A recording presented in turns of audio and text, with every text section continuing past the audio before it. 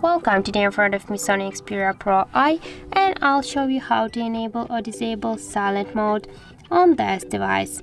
So first you should go into the settings application and then click here on the sound section. Now just to turn on the silent mode, you should just mute your ringtones and notifications.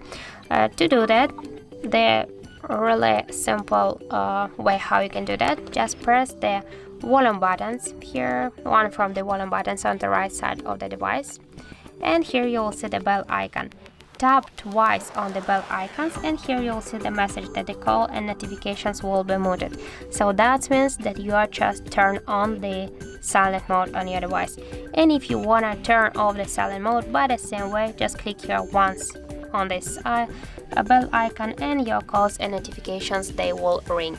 So that's it. Thank you for watching, and if you find this video helpful, don't forget to leave a like, comment and to subscribe our channel.